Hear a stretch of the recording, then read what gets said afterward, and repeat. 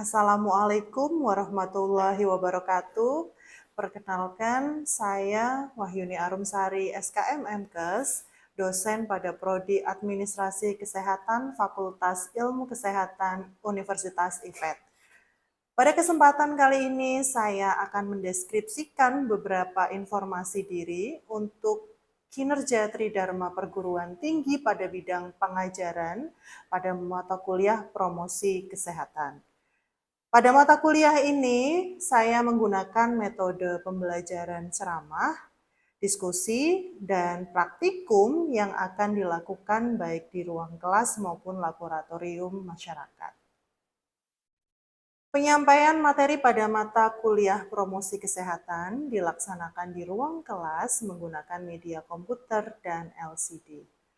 Praktikum disampaikan secara langsung di depan kelas melalui metode simulasi agar mahasiswa dapat memahami secara aplikatif tentang materi penyuluhan kesehatan.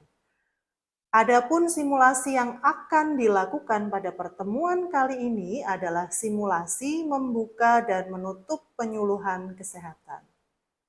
Tujuan dari pembelajaran pada mata kuliah ini adalah agar mahasiswa mampu menjelaskan konsep dasar penyuluhan kesehatan, merancang metode yang sesuai, serta mempraktikkan penyuluhan secara efektif melalui simulasi di kelas.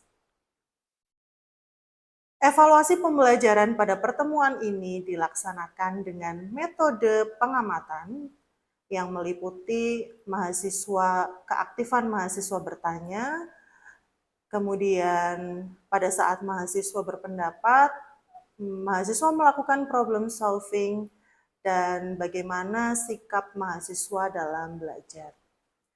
Pengukuran keterampilan dan pengetahuan pada pertemuan ini akan dilaksanakan dengan metode tanya jawab dan hasil kerja atau simulasi pembukaan dan penutup penyuluhan sesuai dengan template penugasan yang sudah saya susun.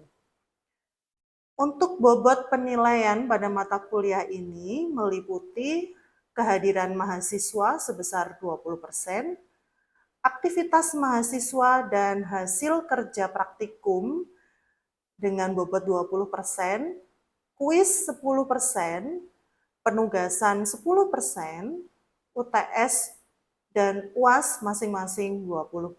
Sehingga apabila dijumlah secara keseluruhan maka akan mendapatkan hasil 100%. Adapun daftar referensi pada mata kuliah kali ini dapat disimak pada gambar berikut ini. Baik, mari kita simak bersama video pembelajaran pada topik 9 yang akan berlangsung. Assalamualaikum warahmatullahi wabarakatuh. Waalaikumsalam warahmatullahi wabarakatuh. Teman-teman, pada pagi hari ini kita akan melakukan kuliah promosi kesehatan, yaitu pada pertemuan ke-9 dengan topik penyuluhan promosi kesehatan. Nah, dari teman-teman sendiri, ada yang masih ingat sebelum UTS di semester ini ya, di pertemuan lalu, di pertemuan 8 kita sudah melakukan UTS, sebelumnya kita sudah melakukan perkuliahan dengan topik apa? Ada yang ingat? Silahkan Mas. Minggu lalu kita membahas mengenai promosi kesehatan di rumah sakit atau PKMS. Oke, terima kasih. Ya, betul. Jadi kemarin kita sudah selesai membahas mengenai promosi rumah sakit, promosi kesehatan di rumah sakit, maka pada pertemuan kali ini kita akan membahas mengenai penyuluhan kesehatan. Nah, ini teman-teman menjadi hal yang penting bagi teman-teman semua karena kita ada di dunia kesehatan, kita sebagai garda terdepan di dunia kesehatan, maka yang bisa kita lakukan, salah satu hal yang perlu kita lakukan adalah bagaimana cara kita melakukan penyuluhan yang baik dan benar. Ya, teman-teman pernah melihat seseorang melakukan penyuluhan? Pernah ya, di mana kira-kira? Puskesmas, betul. Terus di mana lagi? balai desa, sering ditemui di sekolah. Nah, untuk penyuluhan sendiri, maka teman-teman bisa melihat kaitannya dengan faktor-faktor yang perlu kita perhatikan. Ya, jadi apa sih yang perlu diperhatikan dengan sasaran? Sasaran kita memberikan penyuluhan. Kalau kita sebagai penyuluh, itu kita disebut sebagai komunikator, pemberi pesan, pengantar pesan gitu ya. Kemudian kalau sasaran kita sebut sebagai komunikan atau peserta dari penyuluhan. Maka ada beberapa karakteristik yang teman-teman perlu ketahui. Jadi kenapa sih penyuluhan di satu daerah dengan di daerah yang lain bisa menghasilkan hasil yang berbeda terkait dengan tingkat pengetahuannya di awal dan di akhir nanti bisa saja berbeda, itu tergantung sasarannya teman-teman. Nah, sasarannya itu juga akan tergantung, bisa kita lihat dari tingkat pendidikan, kemudian sosial ekonomi, adat istiadat, kepercayaan masyarakat, dan ketersediaan waktu. Nah, ini untuk langkah-langkah penyuluhan, teman-teman. Di sini, sebelum kita melakukan penyuluhan, alangkah baiknya kita mengkaji kebutuhan masyarakat. Jadi di masyarakat itu potensi masalah terbesarnya itu sebetulnya apa sih?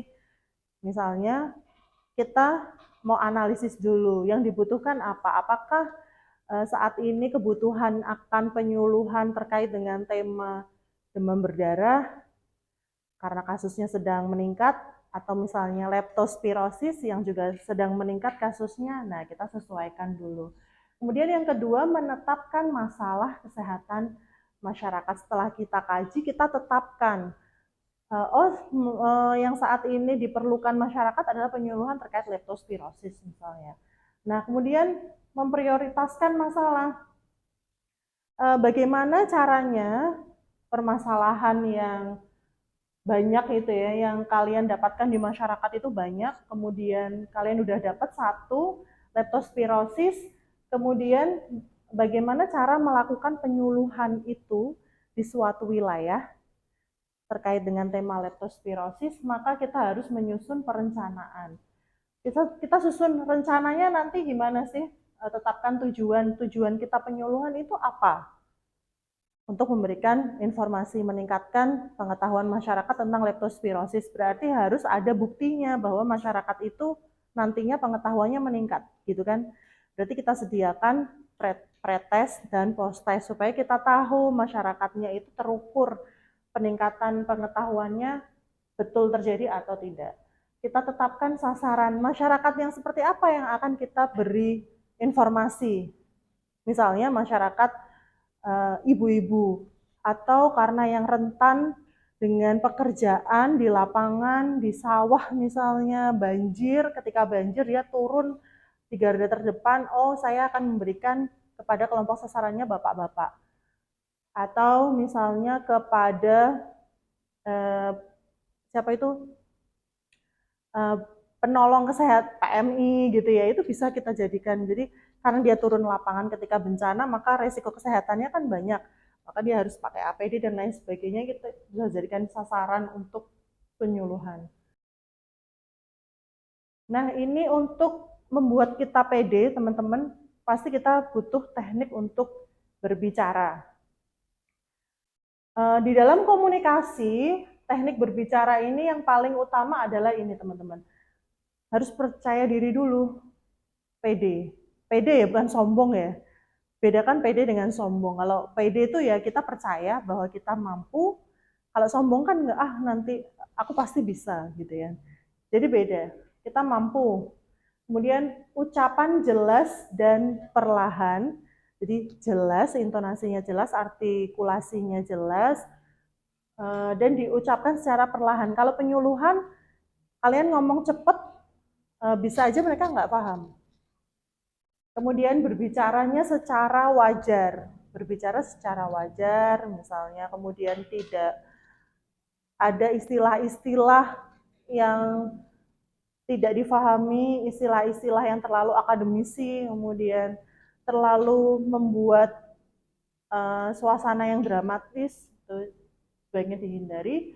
Kemudian atur irama dan tekanan suara, ya kita kalau ngomong cara kita penyuluhan, kita mengatur intonasi kita, suara kita, mana yang di saat-saat kita harus menekankan pada kata-kata tertentu, di mana saat kita harus bicara lebih keras, di mana kita harus menerapkan intonasi yang simpatik. Nah, itu perlu diperhatikan. Nah, kemudian kita tarik nafas dalam-dalam. Kita punya jeda, misalnya kita ada jeda untuk slide selanjutnya, atau untuk ke materi selanjutnya, silahkan tarik nafas, ambil nafas dalam-dalam untuk refresh, gitu ya teman-teman. Dan boleh nggak pakai catatan ketika penyuluhan?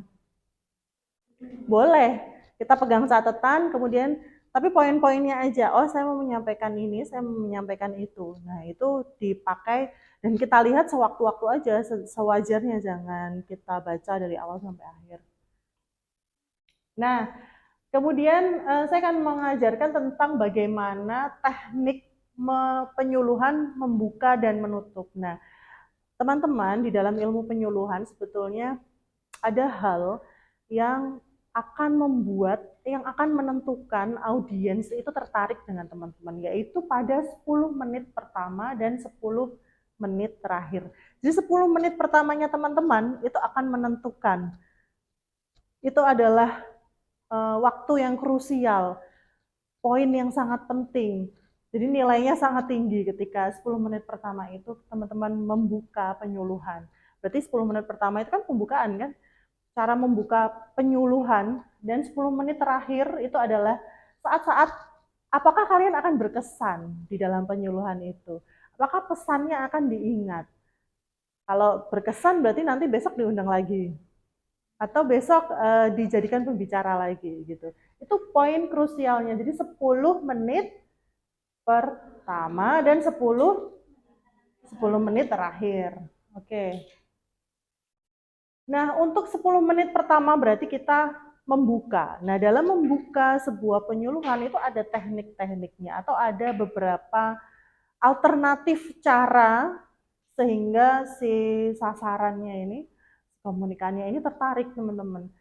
Yang pertama adalah dengan menggunakan cerita. Ini berupa cerita ya. Ya, saya ingin memulai penyuluhan hari ini dengan sebuah cerita singkat. Beberapa waktu lalu ada seorang ibu di sebuah desa kecil yang setiap pagi selalu menyiapkan sarapan untuk suami dan anak-anaknya. Setiap pagi begitu sibuk sampai tidak sempat sarapan sendiri, ceritanya gitu. Nah, selain dengan cerita, bisa juga dengan kita mengutip. Contohnya kalau kutipan, ini ada contohnya saya tampilkan di sini. Selamat pagi Bapak dan Ibu.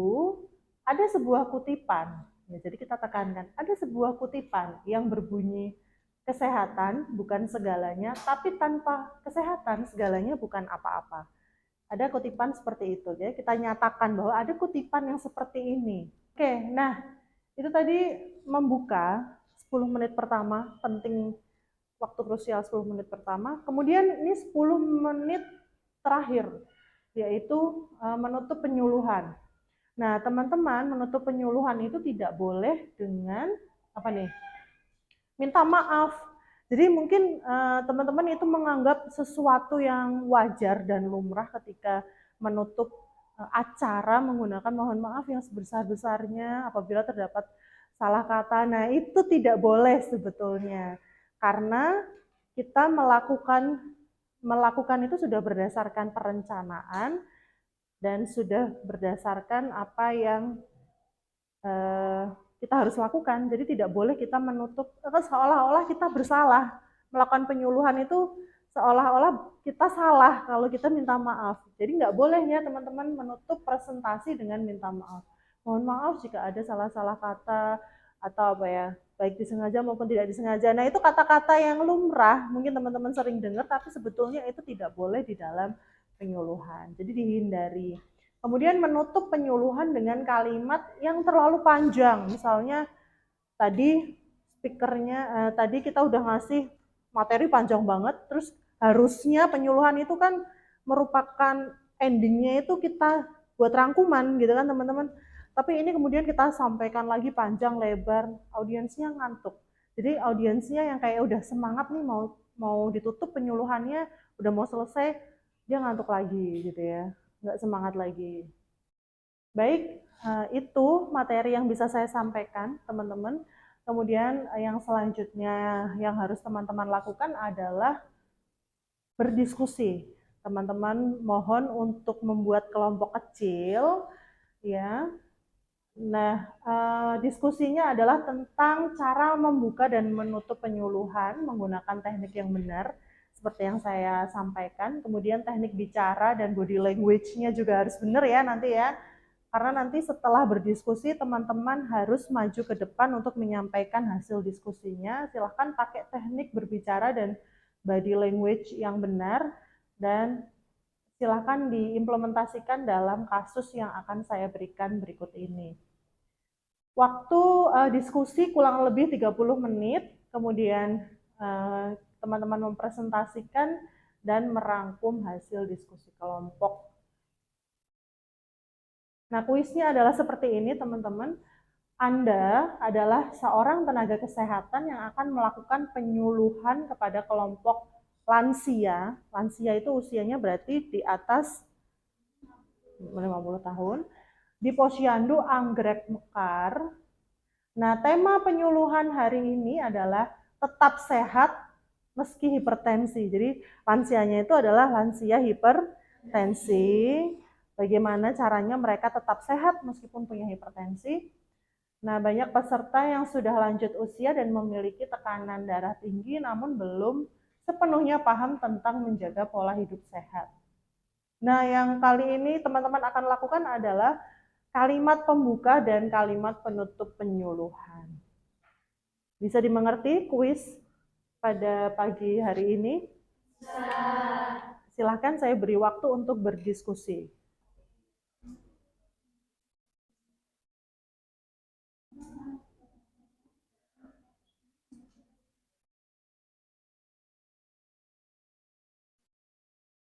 Udah ya? Baik, teman-teman, sudah selesai diskusinya.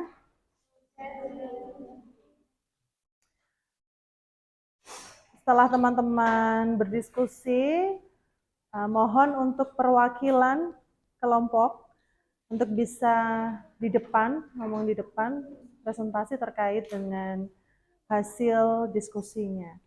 Saya mulai dari yang paling kiri ya. Siapa kira-kira yang mau maju? Kak Vica, oke. Silahkan Mbak Vica.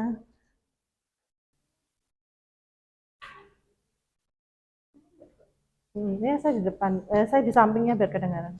Yang keras. Assalamualaikum warahmatullahi wabarakatuh. Waalaikumsalam warahmatullahi wabarakatuh. Perkenalkan, saya Rizalina. Katanya, hipertensi itu seperti cucu kecil. Kalau dibiarkan kita lompat-lompat semaunya, tapi kalau dijaga dan dirawat, malah bikin kita bahagia. Makanya, yuk kita bahas bareng-bareng cara merawat tubuh supaya tetap sehat meski tekanan darah kadang suka naik. Oke, itu berarti Mbak Vica pakai kutipan. Iya. Pakai kutipan ya. Pakai kutipan yang singkat. Oke, itu untuk pembukanya. Untuk penutupnya? Penutupnya, Bapak dan Ibu yang saya hormati, hipertensi bukan akhir dari segalanya. Dengan makan yang teratur, minum obat yang sesuai anjuran, rajin bergerak, dan hati yang bahagia, tubuh kita bisa tetap sehat dan kuat. Menjaga kesehatan di usia lanjut bukan hanya untuk hidup lebih lama, tapi agar kita bisa menikmati hidup lebih bermakna. Terima kasih atas semangat dan perhatiannya hari ini. Tetap tersenyum ya Bapak Ibu. Sekian dari saya. Wassalamualaikum warahmatullahi wabarakatuh. Waalaikumsalam warahmatullahi wabarakatuh. Kita berikan aplaus. Oke, Mbak Vica. Singkat kita review dulu ya Mbak Vica ya. Kira-kira apa sih yang kurang dari yang dipaparkan Mbak Vica tadi? Mbak Vica tadi pakai kutipan untuk membuka. Kira-kira body language-nya udah dapat belum? Belum ya, Mas, karena masih baca ya, dan juga Karena mungkin belum hafal, karena belum hafal yang tadi ditulis hasil diskusinya dengan teman-teman, maka masih fokus membaca. Oke. Kemudian apalagi teman-teman yang perlu dikoreksi? Intonasi udah dapat belum? Belum ya, belum penekanan di beberapa kalimat itu belum ya. Oke, jadi teman-teman udah bisa menilai ini. Kita akan lanjut ke penugasan. Jadi teman-teman, penugasan untuk minggu depan silahkan dikumpulkan pada pertemuan selanjutnya adalah silahkan teman-teman ikut ke dalam kegiatan Posyandu yang akan diselenggarakan Puskesmas Pegandan kita sebagai mitra. Sudah saya pastikan waktu penyuluhannya, jadi teman-teman tinggal ikut saja. Akan diadakan di hari Sabtu 12 Juli 2025. Nah, tugas teman-teman adalah perhatikan cara petugas kesehatan melakukan penyuluhan. Jadi akan ada penyuluhan di situ, petugasnya akan melakukan penyuluhan. Nanti topik temanya tentang apa, silahkan teman-teman tulis sebagai bahan pertimbangan laporan gitu ya. Nah, yang perlu diperhatikan, catat beberapa poin. Seperti yang pertama, bagaimana pemberian materi interaktifnya. Apakah si penyuluh tadi sudah melakukan pemberian materi secara interaktif, kemudian ada ice breakingnya atau tidak? Ice breakingnya seperti apa? Cara membuat peserta atau sasaran ini aktif dalam penyuluhannya bagaimana? Cara dia menarik perhatiannya bagaimana? Dan bagaimana cara menanggapi pertanyaan? Apabila ada pertanyaan, kira-kira si penyuluh itu menanggapinya bagaimana? Nah, teman-teman saya bekali dengan form atau rubrik untuk dasar pengamatan. Jadi ada 8 poin yang teman-teman harus perhatikan di sini. Bagaimana pemberian materi interaktif, indikatornya adalah apakah si penyuluh itu menggunakan gambar, melakukan tanya jawab, demonstrasi alat, ya, permainan, atau ada videonya, video interaktif gitu ya. Nah, nanti pemberian skornya 1 sampai 4 teman-teman. 1 itu tidak dilakukan, 2 itu dilakukan dengan kurang baik, 3 dilakukan cukup baik, dan 4 dilakukan dengan sangat baik. Nanti teman-teman silahkan menilai dan mencatat poin-poin penting dari penyuluhan, bagaimana dia melakukan penyuluhan. Begitu ya teman-teman. Untuk rubrik, saya siapkan pertanyaan 1 sampai 8 terkait dengan pemberian materi interaktif, ice breaking, partisipasi peserta, respon terhadap pertanyaan, bahasa yang digunakan, sikap gestur, manajemen waktu, dan penguatan pesan kesehatan. Sampai di sini paham tugasnya teman-teman? Oke, baik. Baik, teman-teman, untuk pertemuan pada hari ini, materi yang sudah saya sampaikan, sudah semua saya sampaikan. Sekarang saatnya kita berdiskusi. Kiranya dari teman-teman ada pertanyaan atau ada sesuatu yang hendak dikonfirmasi, silahkan. Apakah dalam kegiatan penyuluhan itu perlu disediakan software untuk peserta atau hal tersebut itu bersifat opsional sesuai kebijakan dari penyelenggara penyuluhan tersebut? Oke, baik. Terkait dengan penyuluhan kesehatan, itu kita sama halnya dengan menganut etika penelitian. Nah, ini mungkin di beberapa kasus di dalam etika sebuah penelitian kesehatan, itu kita wajib memberikan sesuatu sebagai bentuk kompensasi karena waktunya hilang, kita minta waktunya seperti itu. Nah, teman-teman, pada umumnya memang untuk penyuluhan kesehatan, kalau kita melihat dari sisi providernya, dari sisi pesertanya, itu memang tidak ada ketentuan tanggung jawab seorang komunikator, seorang provider tadi untuk memberikan suatu pengganti ya istilahnya ya, mengganti waktu gitu kan, kompensasi waktu dari yang hilang tadi. Seperti halnya kayak ada dikasih souvenir, sembako gitu ya. Nah, namun demikian, karena tujuan dari penyuluhan itu adalah yang pertama menarik perhatian. Untuk menarik perhatian itu kan tidaklah mudah ya teman-teman. Jadi pasti mereka yang diinginkan oleh masyarakat itu ada penggantinya, ada pengganti waktu yang hilang. Ketika mereka bisa di rumah digunakan untuk nyuci baju atau digunakan untuk masak, bekerja misalnya, atau istirahat, sekedar istirahat di rumah, tapi ini diminta untuk datang ke penyuluhan. Nah, maka itu mereka kan merelakan waktu mereka kan sebetulnya. Maka dari itu secara etik kita wajib, secara etik ya, secara etika itu kita memberikan kompensasi dengan ya tadi bentuknya souvenir. Ya mungkin nggak banyak souvenir yang kita berikan, itu hanya untuk bentuk penghargaan terhadap masyarakat yang ikut dalam penyuluhan gitu aja. Nah ini mungkin teman-teman sadar ketika ikut posyandu misalnya, kemudian terjadi penyuluhan di dalam kegiatan posyandu. Ada barter biasanya yang diberikan oleh pihak-pihak penyuluh tadi. Misalnya, PMT-nya kita aja yang menyediakan. Atau misalnya, saya kasih souvenir ini atau souvenir tertentu yang kiranya ya mungkin secara nilai tidak banyak kalau dirupiahkan, tapi secara etika itu yang mendapatkan itu tadi itu dia senang dan merasa dihargai. Itu aja sih sebetulnya. Jadi memang bukan sesuatu yang keharusan, tapi kalau secara etika kita lihat secara etika itu menjadi hal yang ya harus dilakukan seperti itu. Baik, ada lagi pertanyaan? Sudah ya, cukup. Baik teman-teman, jika tidak ada pertanyaan maka saya akan akhiri perkuliahan pada hari ini. Kita akan bahas topik pada pertemuan selanjutnya yaitu mengenai media promosi kesehatan. Baik, itu teman-teman dari saya yang bisa saya berikan pada hari ini. Semoga perkuliahan ini membuka kesempatan kita semua untuk memahami, untuk mengerti bagaimana cara untuk berkomunikasi khususnya dalam penyuluhan kesehatan. Tadi kaitannya dengan 10 menit awal atau 10 menit pertama dan 10 menit terakhir.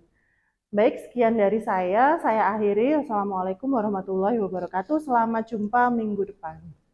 Waalaikumsalam.